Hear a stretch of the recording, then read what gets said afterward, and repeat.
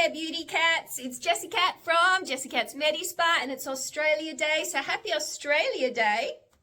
Swapped out the pussycat ears for an akubra hat. So yeah, stole it from hubby, and I'm kind of liking the look, to be honest with you. So it's also Mythbuster Monday, and we're going to touch on one that's really tricky to talk about quickly, but I'm going to do it, and later on we're going to come back to it, and I'm going to do a much longer response video to a Channel 10 news story all about RF-Microneedling potentially causing fat loss.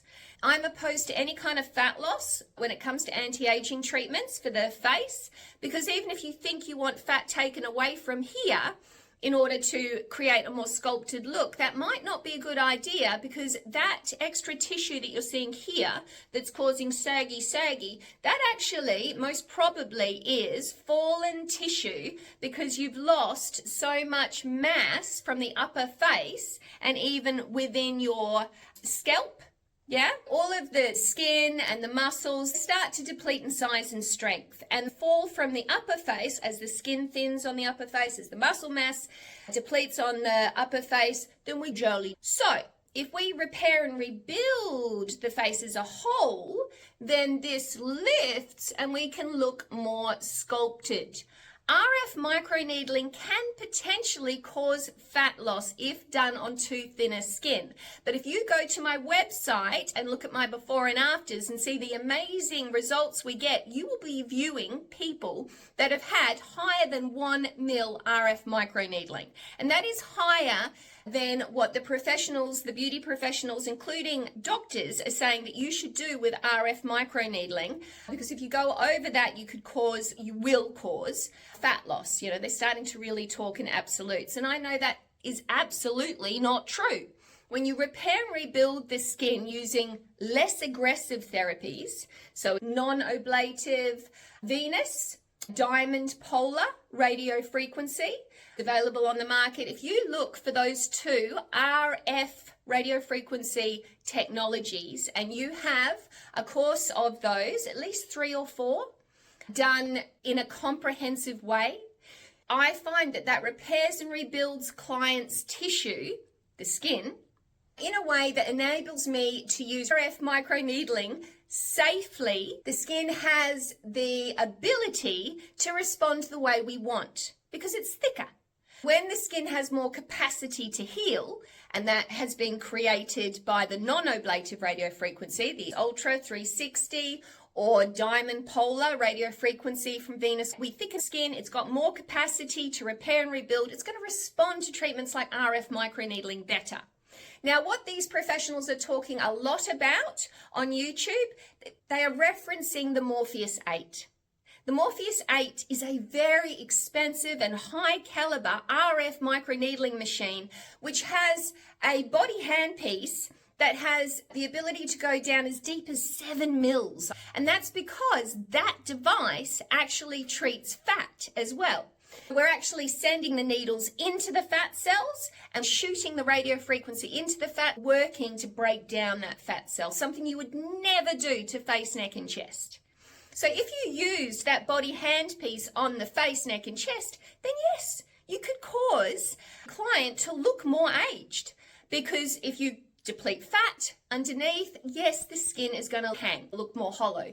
Here's the kicker. Your skin has been thinning since your mid-30s. Will lose fat off your facial features at different times in the aging process dramatically, whether you have anti-aging treatments or not. It's going to happen. A mature age woman's face should look more sculpted than a younger woman's face. Now, if you tighten up the skin and thicken it up, and if you keep the muscles lifted, toned and sculpted, you will just end up with more sculpted features. You'll look sharper as you mature. If you don't have those treatments, then everything starts to hang. It starts to sag because you're not repairing and rebuilding that tissue. So that is the best way to go. You want to go to a practitioner who's as invested in your treatments as you are, who is highly experienced and who's in it for the long haul, who doesn't just tell you that you can have a course of treatments or a one-off treatment and promises you the world, and is really making their money out of overpriced skincare injectable therapies and peels and anything that gets you guys in and out as fast as possible and pads our bottom line. That's what practitioners, unfortunately, can do to keep their profits high. It's important to work with the same person long term to understand that whilst we're all made out of the same stuff, we all respond differently, and that one treatment of anything, or even a couple of treatments of anything, not going to be enough to push back the relentless force of the natural aging process. So, does RF microneedling cause fat loss off the neck, chest features if used on very thin skin? I believe most of the time not.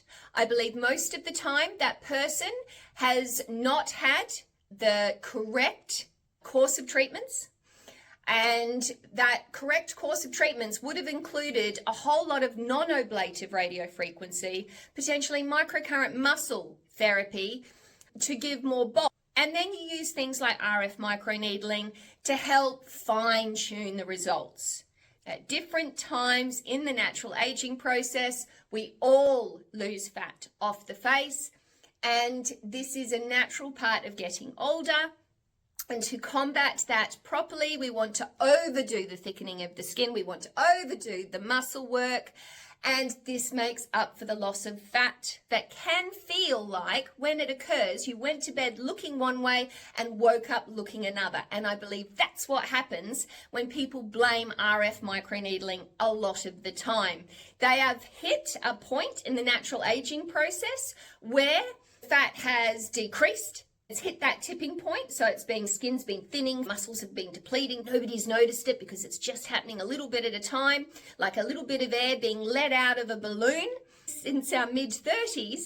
And then only once it gets past a certain point does that balloon loses its shape, sags, and often people wait until that point to seek out treatments. And then it's hit and miss with the treatments that they have, and they don't commit long term to properly repairing and rebuilding the tissue of the face, neck, and chest. I feel for you guys, because we live in a capitalist society where everybody's trying to make money, and quick fix treatments, the main course. The beauty is rare to find a practitioner like myself that refuses not to work with clients long term and include multiple state-of-the-art therapies within a single treatment, and lock clients in for annual treatment packages so that they get the ultimate result from those therapies. Such a rare thing, and hopefully we will see more and more of those kinds of practitioners. I'm here, so there must be lots more people like me who want to give their clients bang for their buck and not have them waste money on overpriced skincare and not put them at risk of having side effects such as sagging skin because they've gone and had treatments that were not appropriate, haven't taken care of business properly. Working with the client to repair bone, muscle, and make up for the loss of volume caused by the natural aging process. Hard message to get over social media. This is why I'm writing a book all about this. Ladies, do yourself a favor. Make sure that you check out some of the information on my website and my social media.